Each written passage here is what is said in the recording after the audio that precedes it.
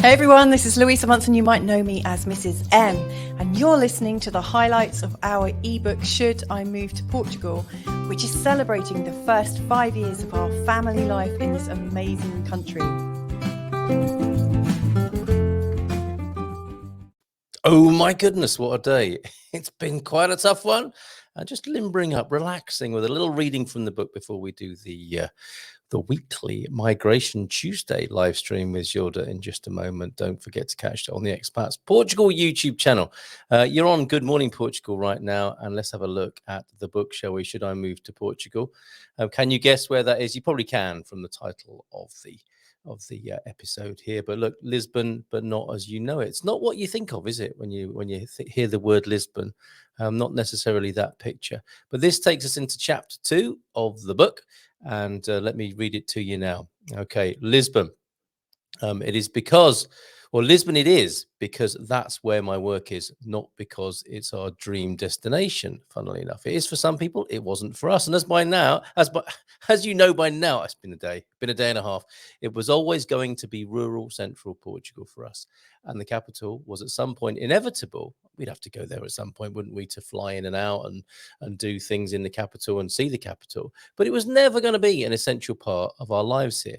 Well, it wasn't going to be. So what an unlikely and undesired bonus then, finding ourselves in the hip hurly-burly of one of Europe's most desirable spots when all we wanted was the good and quiet life.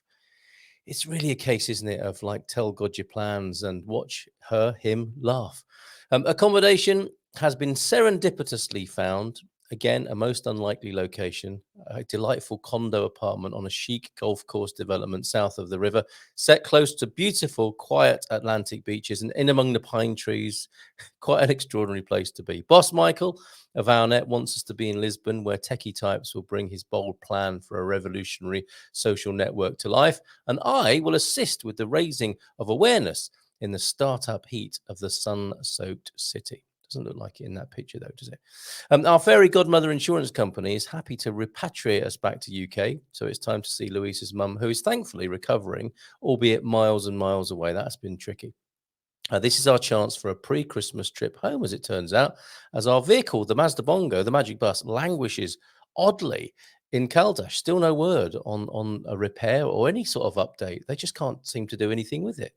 Moving home from San Martino, as chronicled, our home in San Martino, you found out all about that in chapter 1. To Arahuera, where we're going to be, is a 2-stage process with an Airbnb stay in Kiss Me Quick, Caparica, Costa de Caparica, before our UK-bound flight. We are to take possession of our swanky new pad on our return to Portugal after the briefest of repatriations. They're flying us home. A deluxe and free hire car greets us on arrival back in a freezing UK. And a little anecdote, I got into the car and I found a piece of black plastic, which I thought was the starter key for this. Well, we piled into the car because there was sleet and it was freezing, and sleet was piling up on the window. And we got into the car, and I found this piece of plastic. I thought, oh, that's how you start this thing. So I went back into the hire car office and said, oh, can you show me how to use this key? And the young lad in the car hire place, trying not to laugh, said to me, sir, that is the window scraper, not the key. We're home anyway, soon after flying out from Lisbon to Bristol Airport, where I had the embarrassing car hire moment.